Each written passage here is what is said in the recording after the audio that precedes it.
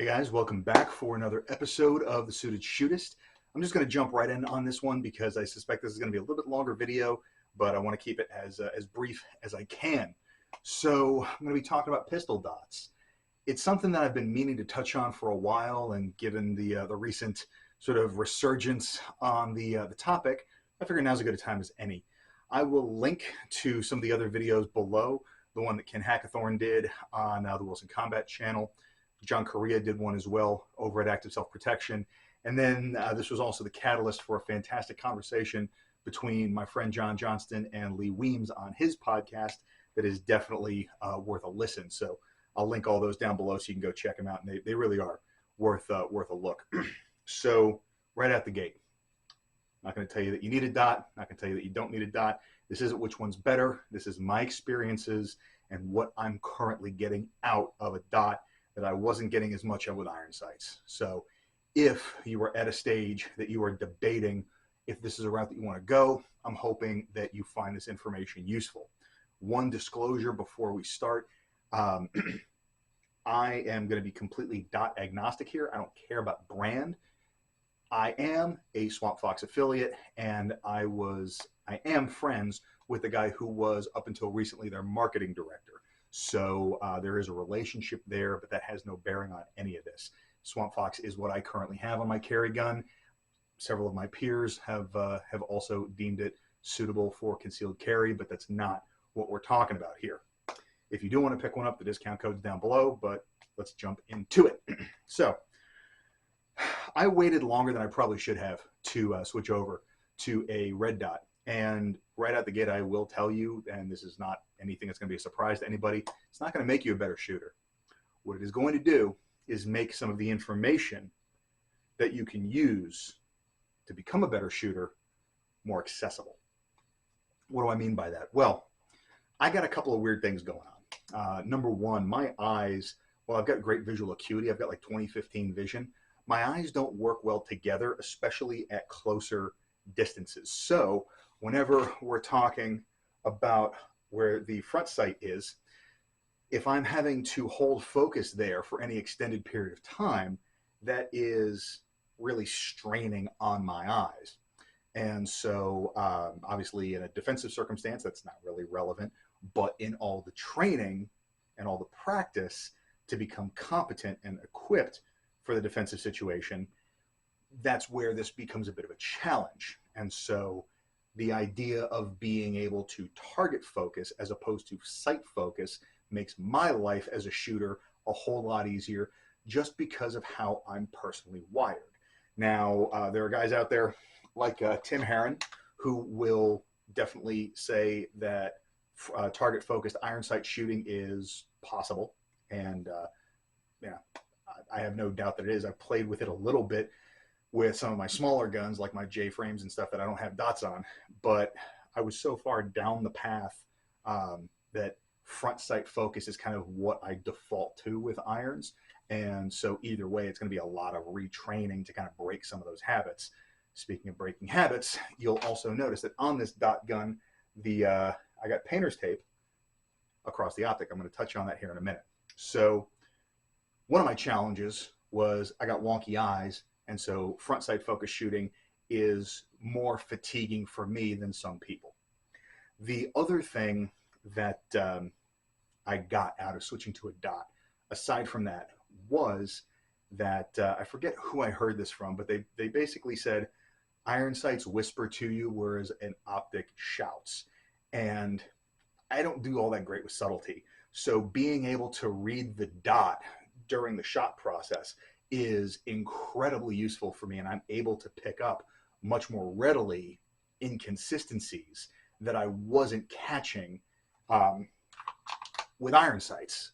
And so because of that, it makes it a whole lot easier for me to identify and address issues within my shooting.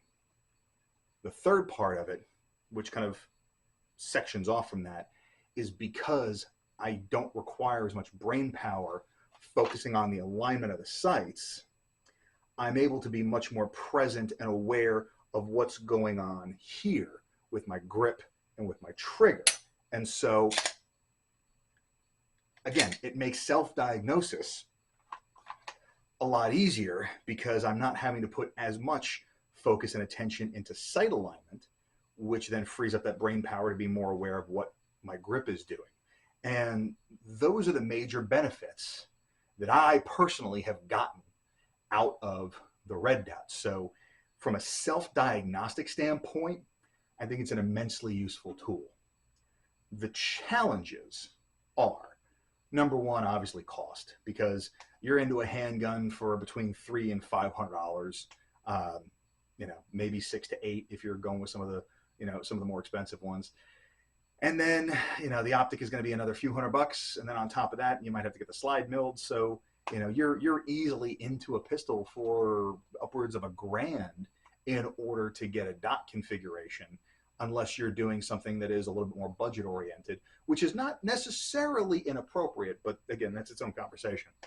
So the cost is one thing, and it's like, do you want to take that gamble? But the other thing, and this is especially true for new shooters, is the dot is a whole lot less forgiving of inconsistency. And so as you are developing your draw stroke, Paul Howe, for example, is fond of presenting the gun muzzle up and literally just dropping the front sight into the rear notch. You have a visual index from here as to where the front sight is, so that is relatively easy.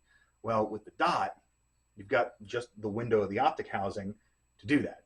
And so unless you're using the ACCS reticle that Primary Arms puts out, if you don't have the dot, you might not know where you're off. But at that point, you do have the iron, so you can just kind of self-correct.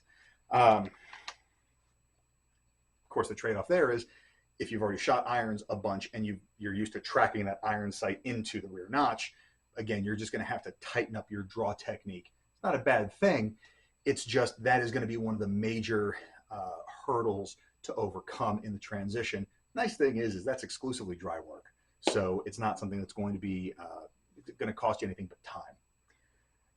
The other, I'm not going to call it a trade-off, but the other consideration is this. I have not run a dot gun. No, you know what? I take that back. I have run a couple of force-on-force circumstances since switching over to a dot gun.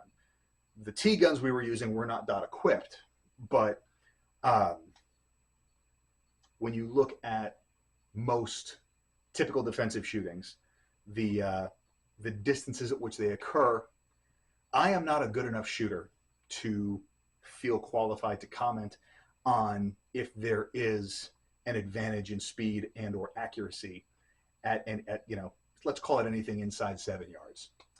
I may test that theory. I may try and run a side-by-side fast drill, one with dot, one with irons, see what the scores shake out to be, so I have some frame of reference. But that's the consideration is there where the point of diminishing returns is for you. That is going to be different for everybody based on their skill. So that's one of those things where from a strictly combative standpoint, I can't say definitively whether or not a red dot gives you a substantial advantage over iron sights. I haven't done enough side-by-side comparison to feel qualified to say one way or the other. Now, obviously, if the dot, even as exclusively a training tool, gets you to a point where you are able to develop a more consistent presentation, a more consistent grip, and a more consistent trigger press faster in a shorter period of time, you're good to go. So at that point, it's almost immaterial of what optic or sighting system you're using for real, because if all the time has been put in honing the skill set, and that's kind of where this argument tends to fork is, people will say, oh, well, if you spend enough time on this versus that, you're going to get good with both, etc. So my big takeaways